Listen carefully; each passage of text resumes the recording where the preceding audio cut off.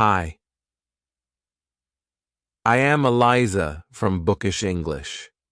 Are you ready to practice speaking in English with me? Let's do it. What do you do? Where do you want to go? What are you up to this weekend? Could you answer these questions in English?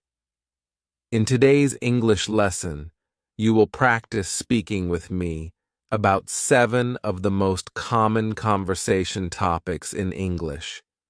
We will practice vocabulary, questions, sample conversation. Plus, you will have the chance to have a sample conversation practice conversation with me too. Over the past year, I have made 7 Speak With Me lessons, and today I have combined them all in a very useful lesson where you can practice them for the next 2 hours to help you never forget what you've learned. All right. Are you ready to get started? We are going to be talking about these topics today. Drum roll. Let's get started with the first one. Weekend plans. Are you ready to learn the most important conversation question of all time? At least according to me. Is that question, what's your name? No. Is that question, will you give me money? No. Is that question, do you love me? No, no, no. The most important conversation question is, there's actually 2 parts. What about you? And how about you? When someone asks you about your weekend plans and you say a little reply, I'm going hiking or I'm not doing much, there might be an incredibly awful, awkward pause. What happens next? Well, this is where the most important question comes in. You can ask them, what about you? Or how about you? You can imagine tossing a ball back and forth. The other person has asked you a question. What are you doing this weekend? They throw you the ball. Now you reply and you say, okay, I'm going hiking, or I'm not doing much. You need to throw or toss the ball back to that person, and this question does that. How about you? It means you are asking the same question back to them. What are you doing this weekend? How about you? I want you to remember this wonderful question. Either of them, actually. They have the exact same meaning. How about you? What about you? Remember these questions because later when we practice this at the end of this lesson, during our conversation speaking time, remember these questions and use them. All right, let's go to some common vocabulary that you can use to talk about weekend plans. Brunch. Many Americans love brunch. The word brunch is a combination of breakfast and lunch, and that's because we usually eat this on the weekends, maybe a Saturday morning or a Sunday morning, between 10 a.m. and 2 p.m. It's a time when you could eat either breakfast or lunch, and it's usually a long social event. You might go out to brunch with your friends, or have your friends to your house to eat brunch. My friends and I are meeting at our favorite brunch spot on Sunday. Great.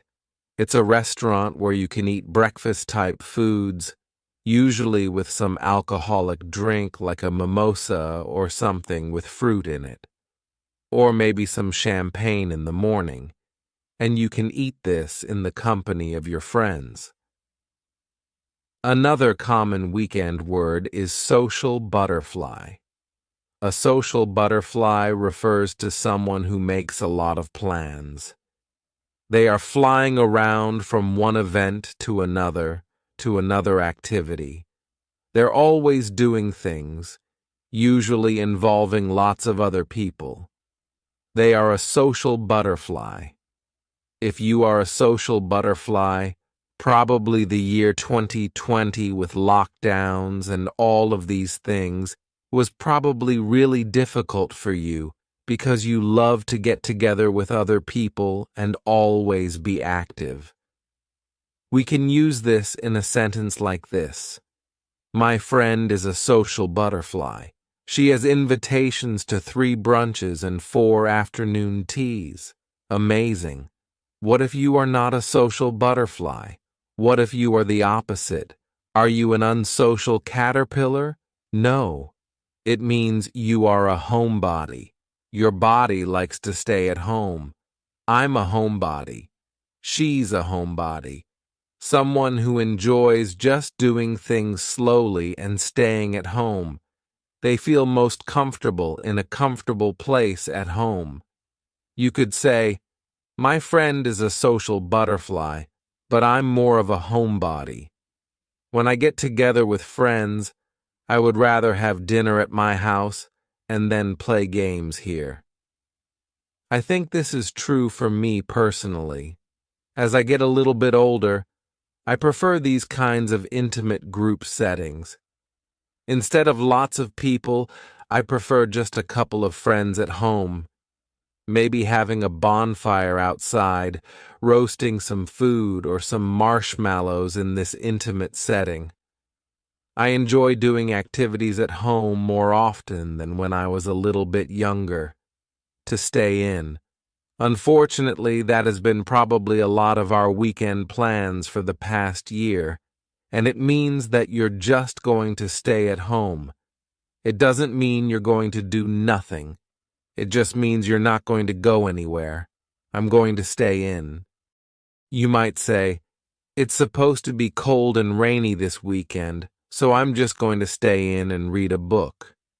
Or, I'm just going to stay in and do some things around the house. To binge watch. This means that you watch a lot of movies or TV shows, usually back to back without stopping. Several hours, maybe you watch 4 seasons of a TV show in one day. This is binge watching. You are watching a lot. This expression comes from a term we usually use with alcohol. To binge drink. This means that you drink a lot of alcohol at one time. Not a very healthy thing to do, but when we say to binge drink, that has the same idea. You're doing a lot back to back, or you could binge watch TV. You might say, last weekend my husband and I binge watched all of the Star Wars movies. This isn't true. When you have young children, you do not have time to binge watch TV, but you might say this about your life. I binge watched that new TV show that just came out. Our final expression that you can use to talk about your weekend plans is to catch up on some chores. This phrasal verb, to catch up on, is a beautiful phrasal verb that you can use to talk about some necessary activity that you haven't done for a while, and now there's more and more and more, and you need to finish all of this. We can imagine laundry, dishes, sweeping, cleaning, maybe some home repairs, tidying up, maybe even yard work. If you don't do those things for 1 week or 2 weeks, there's so many you have to do. That means you need to catch up. You need to do what you haven't done for a while. You need to catch up on some chores. And chores are just those activities that I mentioned. Laundry, dishes, these necessary activities that involve cleaning up, helping to make your home a wonderful place to live. Maybe this weekend you just need to catch up on some chores. You might say, I was so busy all week, and finally, I'm going to catch up on some chores this weekend. Maybe not very fun, but when your house is clean, it feels good. All right, now that we have some common vocabulary you can use to talk about your weekend plans, let's talk about some introduction questions that you might hear and that you can also ask other people.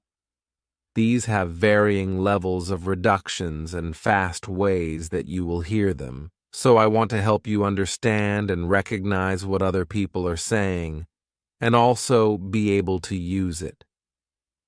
Let's talk about our first question. What are you up to this weekend? What are you up to this weekend? You might know the expression, "What's up?" This just means, "How are you?" We're using that same word up to talk about what are you doing this weekend? What are you up to this weekend? But do you think that we usually say it like this? What are you up to this weekend? So clear, so lovely. No. Instead, we're going to reduce this a little bit, and then we can reduce it a lot more. Let's talk about the first one. What are you up to? What are you up to? Whatter. Here, the word what and are creating a spoken contraction. Usually when we write, we don't write this type of contraction. It's only in spoken English, but oftentimes be verbs like are, is, will be contracted with a question word. What are you up to this weekend? What are you up to? We can reduce this a little bit further. What you up to? What you up to? What you up to this weekend? There are a lot of reductions happening at the beginning. What you up to? Here we have, what are you being reduced to just what? The key chi is you and what are has just been smooshed together and we can say, what she up to? What she up to? What she up to? What she up to? This is really fast. If you say this slowly, what she up to? It sounds really weird. We only use this in really fast English, so if you are going to say this, it needs to be quickly, and reduced and linked together. Most likely you're going to hear this. So I want to make sure that you can understand when someone says, "Hey, what's up to this weekend? What's up to this weekend?" You can say, "Eliza taught me that. I know what that means. What are you up to this weekend?" Yes. Let's go into our next expression where we're going to also reduce this a bit and help you to understand it. What have you got going on this weekend? What have you got going on this weekend? These all mean the same thing. What are you doing this weekend? But you might hear this expression with the word got. What have you got going on this weekend? When you actually hear this, we don't say it that clearly. What have you got going on this weekend? Wouldn't that be nice, though? Instead, you're going to hear a reduction or a contraction of the first two words, just like we saw with the previous example. What of, so what and have are going to be pushed together. What have you got going on? That final G in the word going is going to be cut off, and we'll just say, going. Let's try to say that all together. You want to try to say it with me? What have you got going on? What have you got going on this weekend? What have you got going on this weekend? Do you think we can reduce this further? Yes. What do you got going on this weekend? What do you got? Here, the beginning of what have you got is just really like you threw it in a mixing bowl, stirred it up, and threw it out on a cookie tray. Well, let's try to break it down so it's not quite so messy and complicated. At the beginning we have, what have you got? But it sounds like whatta. Whatta. This is what have. Whatta ya. Ya is you. What do you got going? Again, we're going to drop that G at the end of the word going. Going on. What do you got going on? Whata. Notice what's happening at the end of the word what. Do you hear a clear T? Whata ya. No. That T at the end of the word what is going to change to a D sound. This is really typical of American English, where a T that's surrounded by vowel sounds is going to change to a D. It's called a flapped T, and it just rolls off your tongue in a smooth way. What do you got going on? Can you say it with me? What do you got going on this weekend? What do you got going on this weekend? All right, let's go to our last question. You doing anything fun this weekend? You doing anything fun this weekend? What's happening at the beginning of this question? Should there be another word? Yes. Are you doing anything fun this weekend? Are you? But the word are, it's on vacation. It's just gone somewhere. So we're going to start this question with the word you. You doing anything fun this weekend? It makes the question seem a little more casual and less like an interrogation, or like you're asking someone out on a date. It's just a casual question. You doing anything fun this weekend? But we can reduce this question. We're not going to reduce it an awful lot, but we will hear this reduced a little bit. When we say, you doing anything fun? Instead, you're going to hear, you doing, yeah. The word you is reduced to ya. You doing, listen to that G at the end. You doing, it's gone. It's also on vacation. Maybe it's on vacation with the word are. Let's say, you doing anything fun this weekend? You doing. That's the main reduction that's going to happen in this question. You doing anything fun this weekend? You doing... Try to say that with me. You doing anything fun this weekend? You doing anything fun this weekend? All right. Let's go on to some other common things that you will hear in these types of small talk, easy, casual conversations. If someone tells you about their weekend plans, and it sounds interesting or fun, how can you reply? You might say, that sounds like fun, or how interesting, or just simply, nice.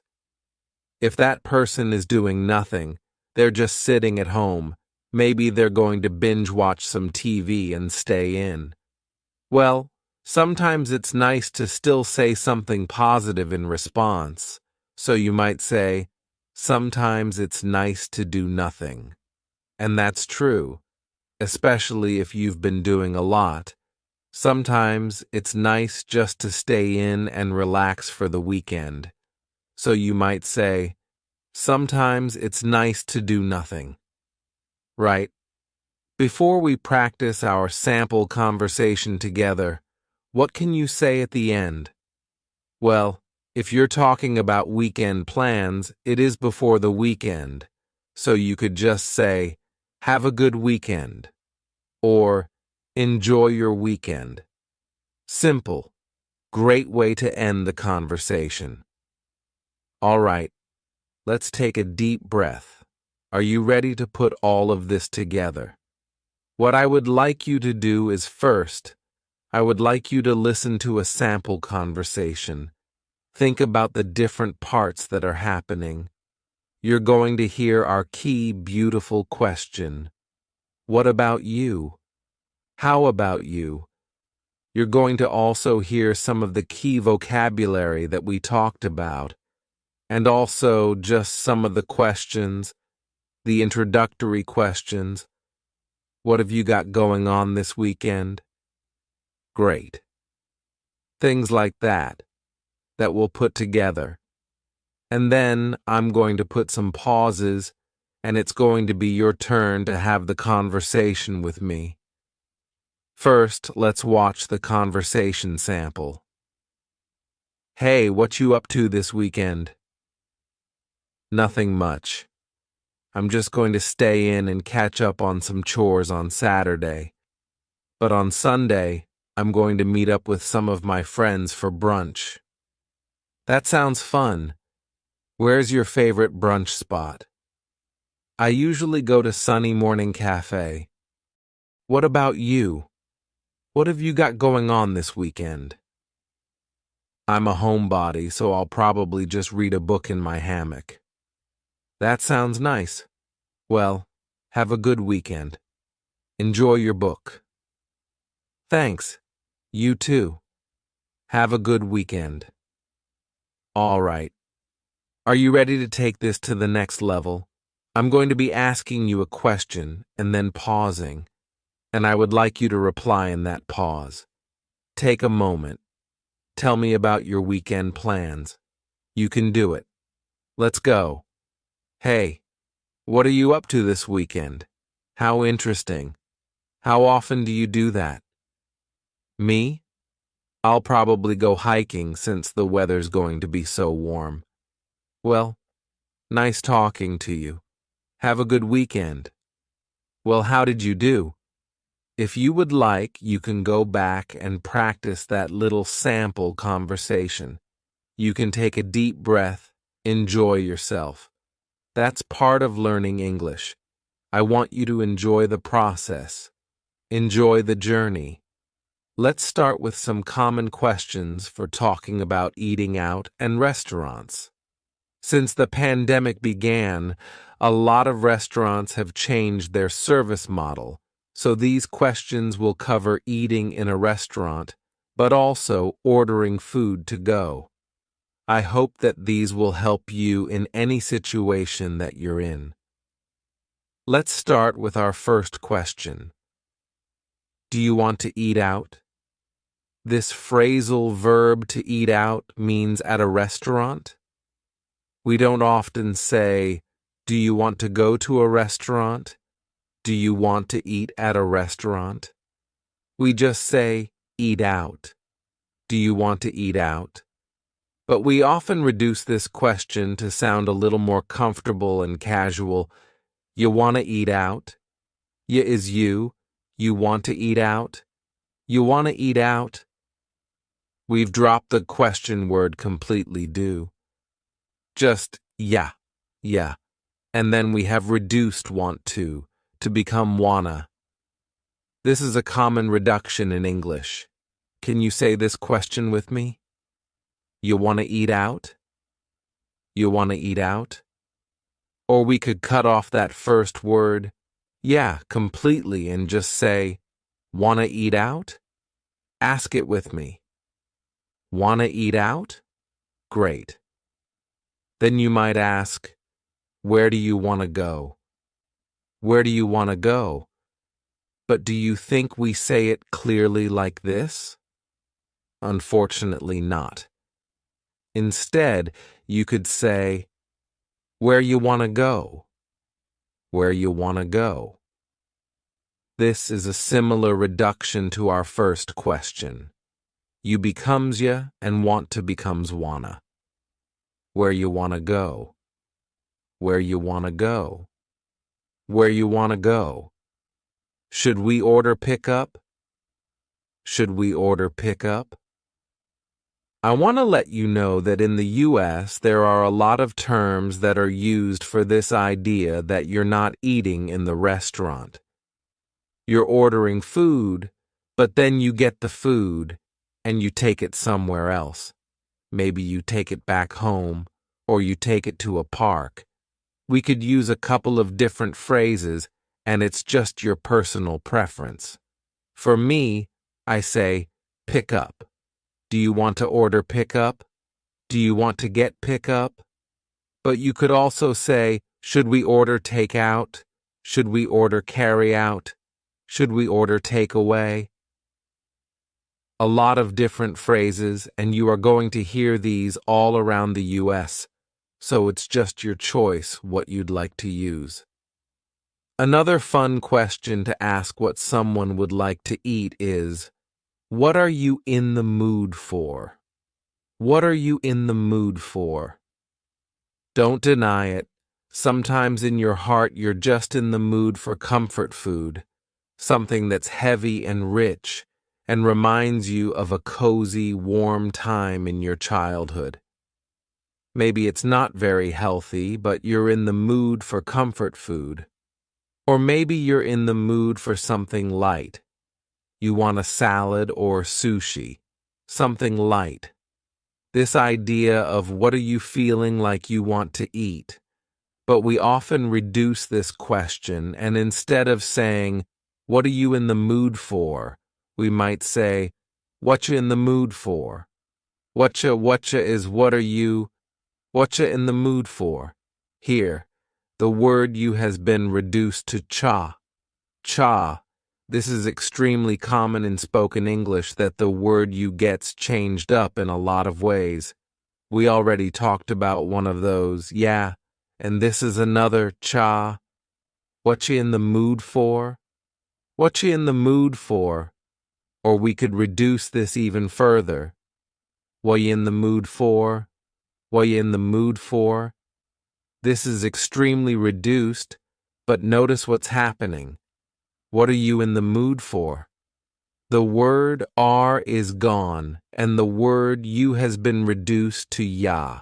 So when we link together, what and you, super fast. What you in the mood for? What you in the mood for? You don't want to say this reduction slowly. What you in the mood for? Now, we can say it like that to practice for this lesson, but when this is in daily conversation, it's really fast. That's the purpose of a reduction. Do you think you could say this with me really fast? What ye in the mood for? What ye in the mood for? What ye in the mood for? Great. All right. Let's talk about some common answers to these questions so that you can be prepared and ready. When someone asks you, what ye in the mood for? You might say, let's order in. How about some option? How about pizza? Let's order in. This is another phrase for talking about bringing the food back to your house. You don't want to get all ready and then go to the restaurant, or maybe you don't feel comfortable doing that. You might just say, let's order in. How about pizza? This expression, how about, is a great way to give a suggestion. This is excellent in professional situations. Hey, how about if we try this marketing plan? Or, it's great for informal situations to give a suggestion about something you want to eat. How about pizza? What do you think about that?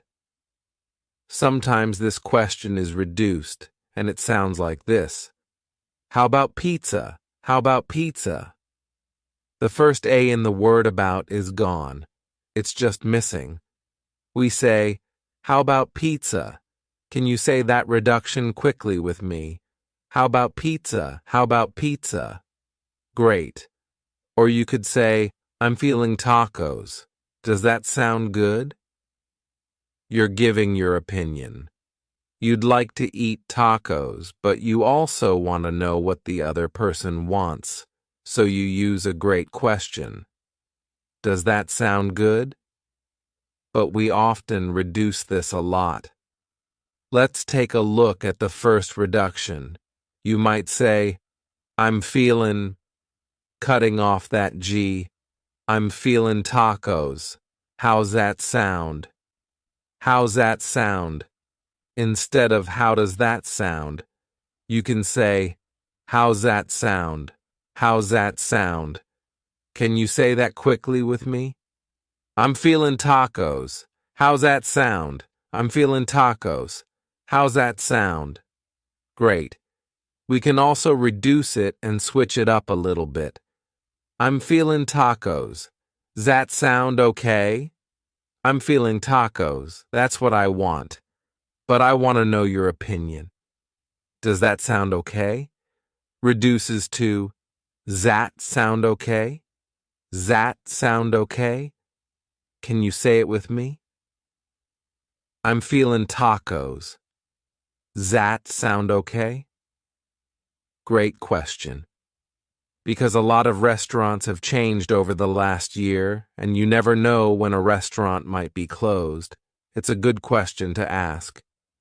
Is Ted's Cafe open? I would love to go there. Is some restaurant open? I would love to go there. There is a little way that we can reduce this question. Take a look at this. Is Ted's Cafe open? I would love to go there. The word would becomes I'd. I would, I'd. You can say, is Ted's Cafe open? I'd love to go there. Can you say it with me? Is Ted's Cafe open? I'd love to go there. Great. In the U.S., a lot of restaurants are having outdoor seating. You could say, let's go to Louie's. A restaurant named Louie. Let's go to Louie's and eat lunch on their patio. Eat lunch on their patio. This is an outdoor dining area. It's really nice when restaurants have this because sometimes you don't feel like eating at home, but especially with kids, if you don't feel like confining them inside a restaurant, or maybe you don't feel comfortable doing that. If a restaurant has a patio, it's much more informal feeling, and it's a nice spur-of-the-moment thing to do. A great expression that you can use is, let's grab a bite at Louie's. Let's grab a bite at Ted's Cafe. To grab a bite is usually a quick meal. It might be lunch. Usually it's not dinner because it's pretty quick, but it might just be a short experience. It's not a long dinner. It's not a big to-do. Let's grab a bite at Ted's Cafe because I have to go to Eliza. To do. Let's grab a bite at Ted's Cafe because I have to go somewhere later. Let's grab a bite at somewhere else. Can you say that with me? Let's grab a bite at Ted's Cafe. Let's grab a bite. Our final answer to the question what you want to eat is, I know a place or I know a spot that has great pasta. I know a place that has great pizza. I know a place. You could leave this simple and just say, I know a place. Come with me. But if you want to be a little less mysterious, you could just say, oh, I know a place that has great pasta. Come with me and you've got to try it. Okay. This is kind of maybe an unknown restaurant location that not many people know about, and it's a great phrase to use. Oh, I know a place that you're going to love. Excellent. Are you ready to practice these? First, I would like you to watch this sample conversation between my husband and I as we talk about where we want to eat, what we want to eat. Think about those phrases. Notice the phrases that we use, and then after that, you're going to have a chance to speak out loud and practice it yourself. Let's watch the sample conversation. Hey, you want to grab lunch? Ariel. Sure, but I only have time for a quick bite before my soccer game. What sounds good? Eliza. How about pasta? Ariel. That sounds great. How about I call it in, you pick it up, and we'll picnic in the park before my game starts? Eliza. That sounds great. I know a place that's close by and has great tomato sauce. All right. Now it's your turn. I want you to use these phrases that you've learned. I'm going to ask you a question. We're going to have a little conversation together. It's your chance to speak out loud. So I'm going to ask a question and pause. Wait for your answer. No matter where you are around the world, I will be listening to you. So please take this opportunity to speak and use what you've learned. If you need to repeat this section again and again, do that. It's a great way to gain confidence as you speak. Are you ready? Hey, I'm hungry. Let's grab lunch. What's you in the mood for? Oh, that sounds good. Do you know a good place? Oh, that sounds good. You want to eat there or get takeout? Great. Let's go. Well, how did you do? Do you feel a little more confident discussing dining options and talking about eating out? I hope so. In this lesson, we're going to talk about some common questions to ask about vacations, some common responses, and then you'll have a chance to practice this with me. Are you ready? I know that vacation this year looks a little bit different than most years because of, well, this virus that we have going around. So it's going to be a little bit different than usual talking about vacation. Let's first talk about some common questions and how to pronounce those naturally in English. Do you have plans to go anywhere this summer? Okay, this question is fine. You could use this full question. Do you have plans to go anywhere this summer? But there are a couple of different ways to either reduce or slightly change this question that are a little bit more natural. Where you going this summer? Where ya, which is you, going, dropping the G. Where you going this summer?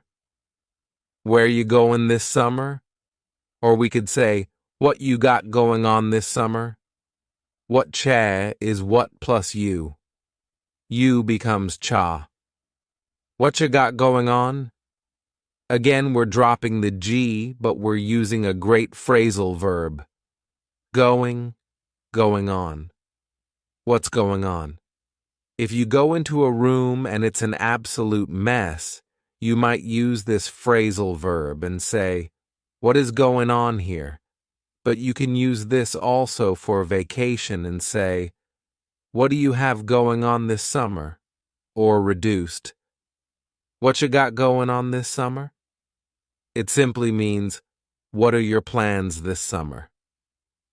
What you got going on this summer? So if someone asks you this, you know that they're asking about your vacation plans. What you got going on this summer? Another common question is, are you doing anything fun for vacation? But we don't often say it as clearly as this, unfortunately, right? Are you doing anything fun for vacation becomes, you doing anything fun for vacation? Look at what's happening at the beginning of this question. Ye. What happened to the verb are? Are you doing? It's completely gone. Maybe it's also on vacation. So we're going to start this question with just you, which is reduced to we. Do you see how we reduce the word you in a lot of ways? What you got going on? Or ye doing? Ye doing. We're dropping that G again. You do anything fun? Something interesting happens at the beginning of the word anything. You do anything fun? We link together doing because we're going to drop the G. It ends with the sound N, the N sound. And then the next word, anything. We sometimes drop the A, and we're going to push those two together because there's two N sounds side by side. You do anything? Do anything fun? You do anything? This is one of the reasons why English sounds quite fast to English learners. If you watch a TV show and you say, What in the world did they just say? I have no idea. Well, it's because of these dropping linkings. This is quite common in spoken English, so you can say this question with me. Are you ready? You do anything fun for vacation? You do anything fun for vacation? Let's go to our next question. Where are you headed for vacation? Where are you headed for vacation? This question is very clear the way I just said it, but it uses a wonderful verb, headed. This is, yes, your head, but it's talking about the direction that you're going, some place that you're going to visit. So if you get a call from your mom and she says, "Where are you going?" you could say, "I'm headed to the store." This means that's the direction that you're going. You are on your way to the store. But we can reduce this a little bit and say, "Where ya?" Does that sound familiar? Where you headed for vacation? Where you headed for vacation? We could substitute the end of this for vacation and just say, "Where are you headed this summer?" Where you headed this summer? Where you headed this summer? Do you notice that a great way to sound a little bit more fluent in English is to reduce the word you?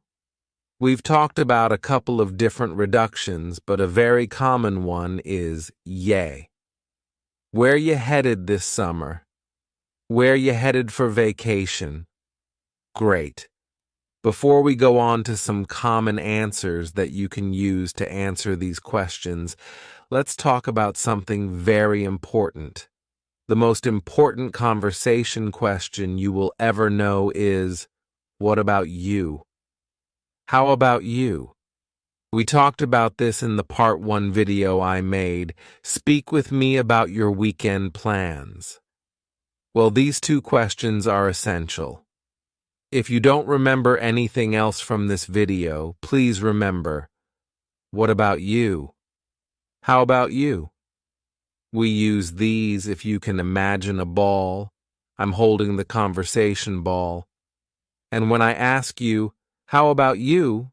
Boom, I pass the ball to you. It is your turn to answer the same question. So if you ask me, where are you headed for vacation? And I say, hey, not really anywhere. I'm staying home. What about you? I pass the question back to you. This is a great way to continue a conversation. So make sure that you keep that locked inside your memory, because we're going to be using that a little bit later in this lesson, where you're going to use these conversation questions and answers to practice speaking with me. All right. Let's go to some common answers to talk about our vacations, especially in this world that we're living in this year. Because a lot of us would love to go on vacation and see the world, but we probably needed to change our plans a bit this summer. Let's talk about some realistic answers to these questions about where you're headed this summer, what you got going on for vacation. Let's talk about some realistic answers. I'd like to go to Europe, but I think I'll take a road trip around the US instead. This is using a great sentence construction. I'd like to, but. So first, we're talking about your dream, the ideal dream, and then we're talking about what you're really doing. I'd like to go to Europe, but I think I'll go on a road trip around the US instead. Or you could say, I'd like to go to a family reunion, but we had to postpone it. Okay. The ideal is going to the family reunion, getting together with all of your family members, but the reality is that you had to postpone it or delay it for another time. This is the reality. I wish that I could go on a cruise, but that's not happening right now, so I guess I'll order a pizza and go to the pool. Here again, we're talking about the dream, and then you can make that reality special for you. It doesn't need to be too disappointing, but it's not your dream, your ideal dream. I wish that I could go on a cruise, but cruises aren't happening right now. I wish that I could. That's a great introductory phrase. I wish that I could go to a music festival, but it was canceled. So I guess I'll make a playlist and listen to music and dance in my backyard. I wish that I could, but this is what I'll do instead. All right, let's go to our third phrase. I was going to take my family to New York, but I think we'll go camping instead.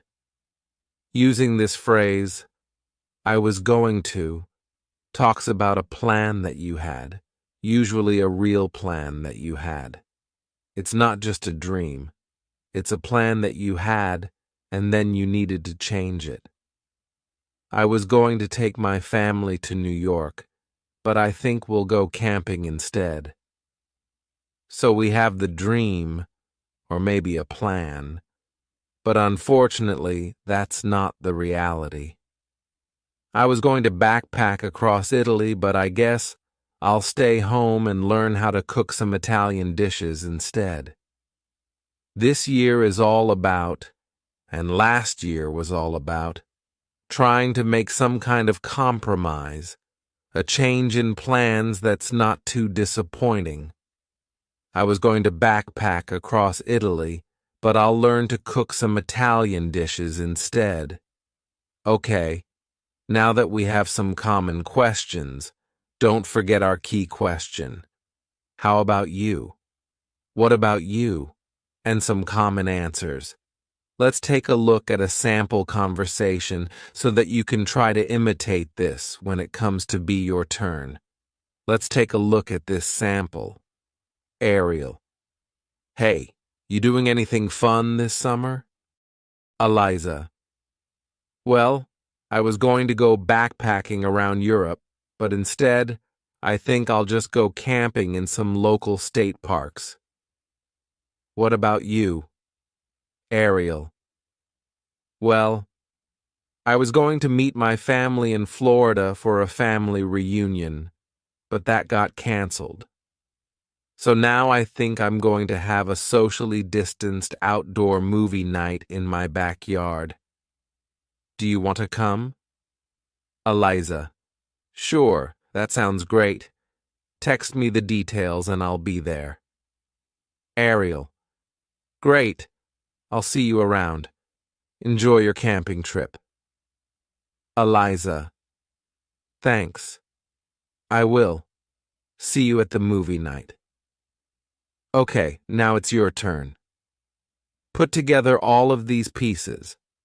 I'm going to be asking you a question, then I'm going to be pausing. I don't care where you are living around the world. My ears are going to be listening to you. Then I'll be replying, and I would like you to take this opportunity to speak out loud.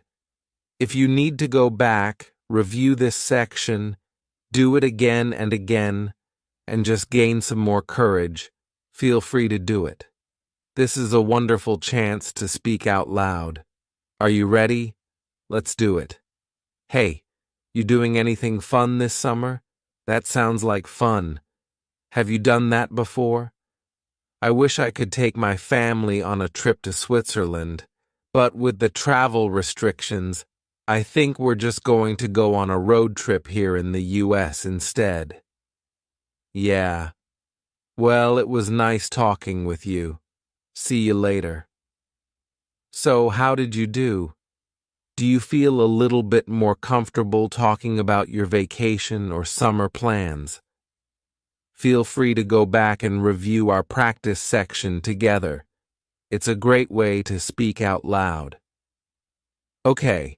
Let's get started with some common vocabulary to talk about where you live. If you live in a city, you might say, "It's really busy where I live." New York City is a busy place. Or you could use the word crowded. Tokyo is a crowded city.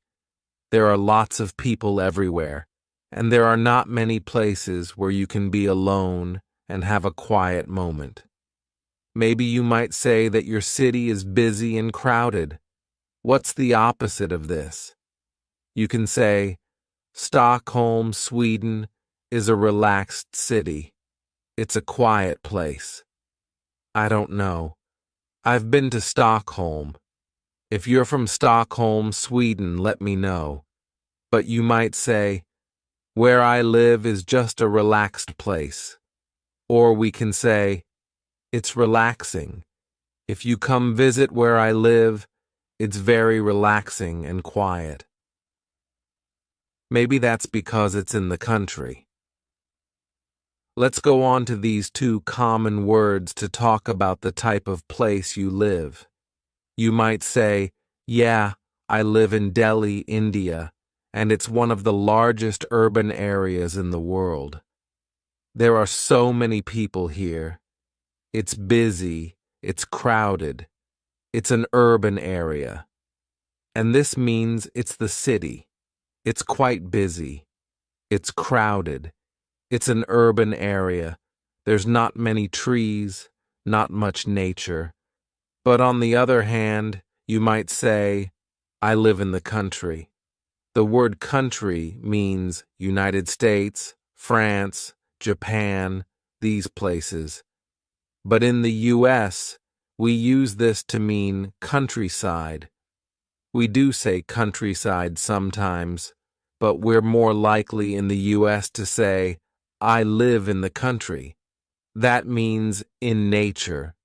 Maybe there are some farms around you, maybe there are forests around you, and you don't live in a busy urban city center. You live in the country. So I wonder for you, do you live in the country or do you live in an urban city center? Do you live somewhere that's difficult to get to? You might say, yeah, my city is off the beaten path, but it's worth visiting.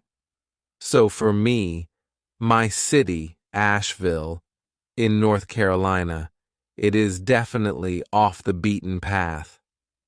It's not a huge city. It doesn't have a big airport that comes here. It's off the beaten path. But if you want to check out some other local sites in the U.S., it could be nice to visit. It's off the beaten path. This also can be used to talk about locations within a city. So if you visit Paris and you go to the Eiffel Tower and then you get hungry, well, the places that are close to the Eiffel Tower to eat, those are what we call tourist traps. Those places are only for tourists. They're extremely expensive. They're not high quality. It's just to trap tourists. But if you want to eat at a great location, you might go somewhere off the beaten path. This is somewhere that not many other people go to, and it's an expression that's great to use about little secret local locations. So when I visit your city, I might ask, are there any places off the beaten path that I can visit? Are there any restaurants off the beaten path that only locals know about? What is something off the beaten path that I can do? Let's say that where you live is not extremely popular, but it's becoming more popular. Maybe because of the pandemic last year, people are traveling to different types of destinations. Maybe they're deciding to travel to more nature places, places that are in the mountains or places that are not in big city centers. Well, that might mean that where you live is becoming an up-and-coming place. We use this term up-and-coming to talk about somewhere that's not extremely popular, but it's becoming more popular. So you might say, yeah, my city isn't really popular right now, but it's an up-and-coming place. You've got to check it out. We can use this on a smaller scale, just like off the beaten path, to talk about a restaurant or a neighborhood. Yeah, that neighborhood used to not be a good neighborhood, but now it's an up-and-coming neighborhood. You've got to walk through it. Just look at the houses, look at the architecture, enjoy the sights. So you might say it's an up-and-coming place. Excellent expression. Our final expression to talk about where you live is must see or some must see locations. Can you imagine what this means? Does it mean it's not important to see it? Nah, you can skip that. No, you must see this. So, for example, when you visit Egypt, the pyramids are a must see. So we can use it as a noun, a must see. Of course, when you go to Egypt, the pyramids are a must-see. When you go to London, Big Ben is a must-see. When you go to New York City, the Empire State Building is a must-see. These are kind of like the top things that you need to see. But even if you don't live in one of those really popular cities, if you live somewhere a little bit off the beaten path, you can still use this expression. You might say, in my city, yeah. This view on the top of the mountains, yeah, that is a must-see. You drive up this hill, and you can have a great 360 view. That is a must-see. So it's something that you cannot miss when you visit that location. So when I visit your city, tell me, what are some places that are a must-see? I don't want to miss them. Next, let's talk about some common questions that you can ask other people about where they live, and also other people will ask you about where you live. So make sure you're comfortable answering them about where you live. The first question is, where are you from? This is an extremely common question, and you can just say, yep, I'm from the U.S., but it's nice to give a little more detail. So you might say, I'm from Asheville in North Carolina. It's a pretty quiet place, but it's kind of up and coming. Great. You're giving some details. It's quiet, but it's also up and coming. I live in Asheville. You're inviting a conversation. If you just say, I'm from the U.S., or I'm from Asheville, that's where I'm from, someone might ask you, what's it like there? Or if someone doesn't give you more details about where they live, they just say, France. I live in London. I live in L.A. Okay. Well, you might want some more details. You want to continue the conversation. This is a great question to ask. What's it like there? What's it like there? They might say, it's so hot in the summer, but in the fall, it's awesome because we get some great leaves and you got to check it out in the fall. Excellent. If someone has not mentioned the weather yet, you can say, what's the weather like there? They can go into some details. You could say about your city, the winter is so cold. We get tons of snow. But when it melts in the spring and all of the leaves become green and the flowers bloom, it's awesome. You've got to visit in the spring. If you have not told someone what time to visit yet, they might ask, what's the best time to visit? So when Ariel and I were planning a trip to go to Costa Rica a couple of years ago, we did a lot of research about what is the best time to visit Costa Rica. Their seasons are very different than our seasons, and we were going to be spending a lot of time outside, so we wanted to make sure it wasn't going to be raining the whole time, wasn't going to be pouring down rain or too hot the whole time. So we asked this question: when's the best time to visit? Someone might ask you, when's the best time to visit your city? For my city, I think the best time to visit is the fall. The leaves are beautiful in the mountains. There are so many different colors, and the air is so crisp and fresh. You got to visit in the fall. If someone asked you, what's your city known for? What would you say? This means, what is your city famous for? Why do people visit your city? It might just be something simple, like the air is so fresh. Or it might be, they just love this pastry, this type of dessert that's made in my city, and a lot of people like to come and eat that pastry. Cool. It could be something simple. Or, if you live in a bigger place, you can obviously talk about some famous destinations that your city is known for. But if people have not heard about your city, they might ask this question: oh, what's it known for? What's your city known for? And then you can think about some great places to visit that people might be interested in. Whenever I ask someone about their city, especially if I'm going to visit, like your city, I like to ask about their personal favorite thing to do.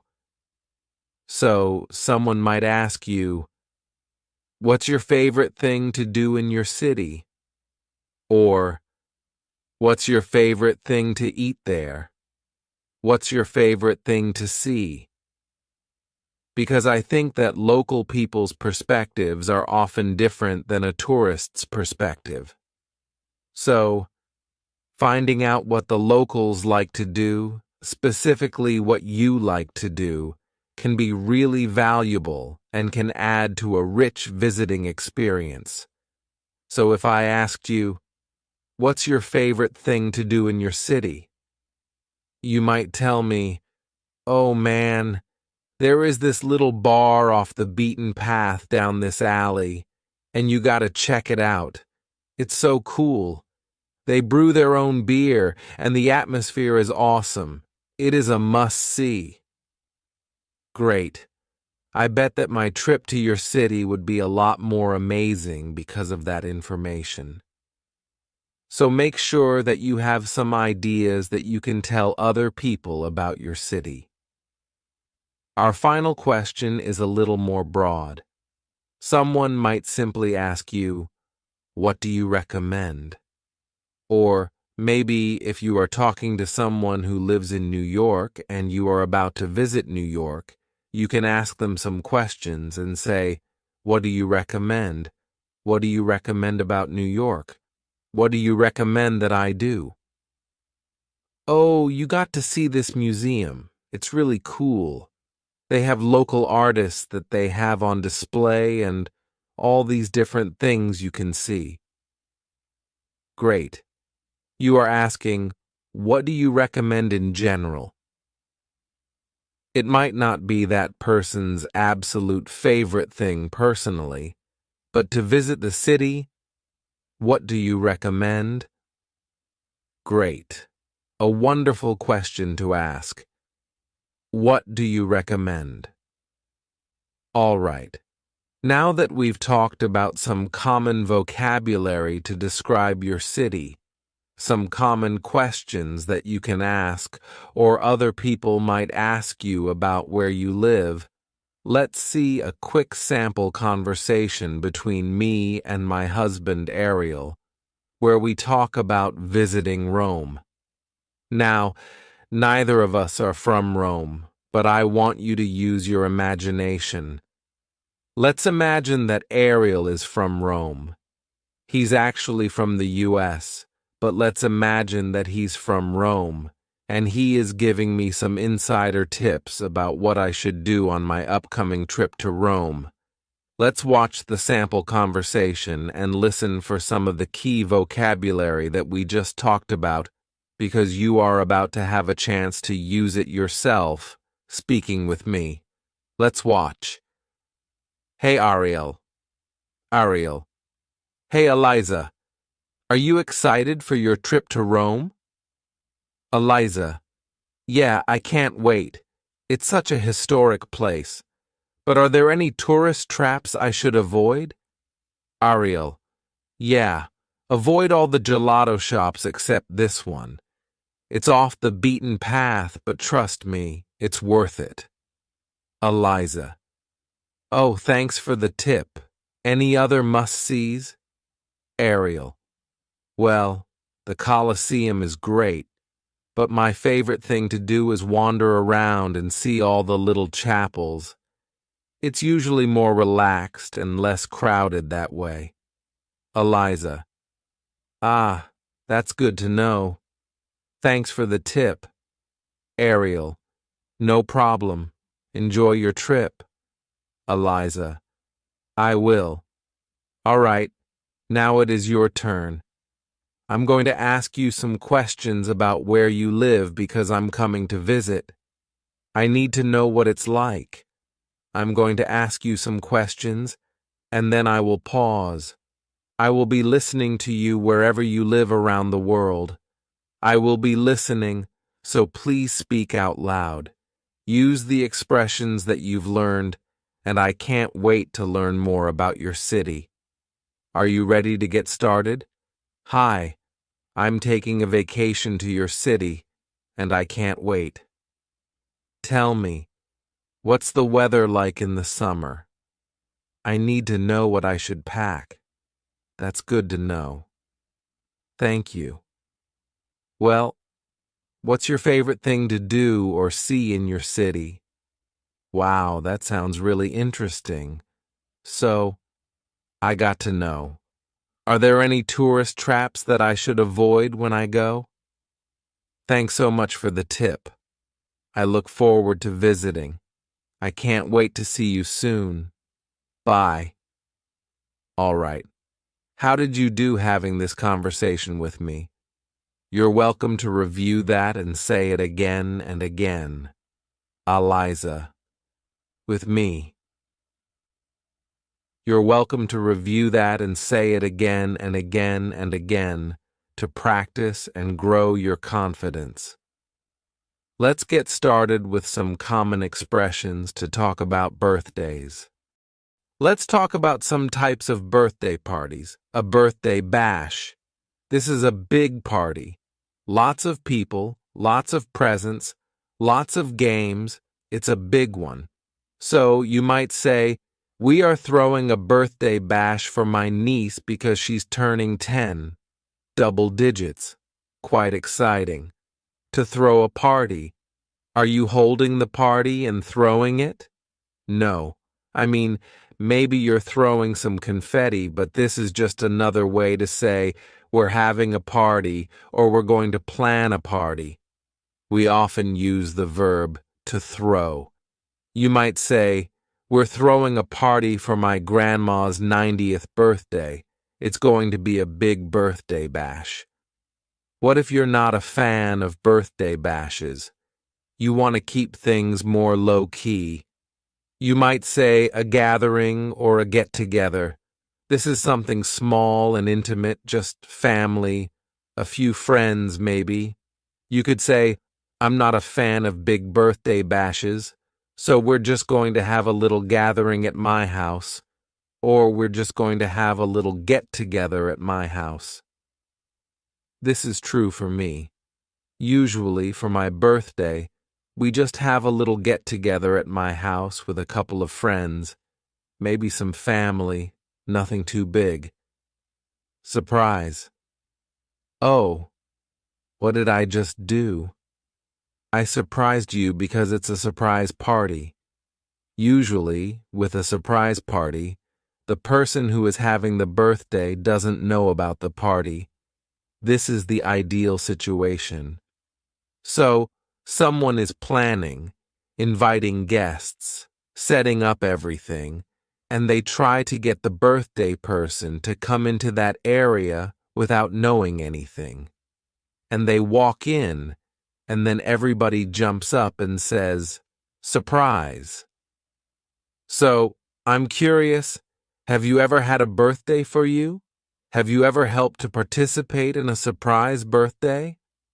I don't think that I ever have, but one time when I was in college, my friends threw a surprise birthday party for me and another friend who has the same birthday, and I didn't want to go. I said, "I'm studying, I have a test. I can't go down there. I'm not going to go have dinner with you guys. No, I need to study."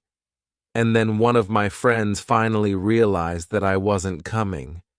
And she said, "Hey, Eliza, it's a surprise birthday for you. Come on." So I had no choice at that point because I realized, oh, they're doing something nice for me. So you might say, "We're throwing a party for Eliza. It's a surprise party. Don't tell her." Well, unless you can't get her to come. Next, let's talk about some common phrases that are just associated with birthdays. The first one is RSVP. Now, this is occasionally something that we use in spoken conversation, but it is more common on a written invitation. It could be a physical invitation, or it might be an internet invitation using Facebook events or something like this. But RSVP stands for the French Répondez s'il vous plaît, and it means, please respond. Please tell me if you're coming. So usually, you will see this sentence. RSVP by June 30th. RSVP by Saturday. Whatever date. So there's a deadline. Please tell me if you're coming so that I can order the right amount of cake so that I can make the right amount of food. This is just a polite thing to do to RSVP. Wonderful. Another common phrase for birthdays or for parties is BYOB. What if I said, "Dinner and cake are provided BYOB"? What would that mean to you? Bring your old bag. Bring your old balloon. No. This means bring your own beer or bring your own booze. Booze is a slang term for alcohol, so this means I am not providing alcohol. If you want to drink alcohol, bring what you want to drink. Bring it for yourself. This is very common, and it's not really rude.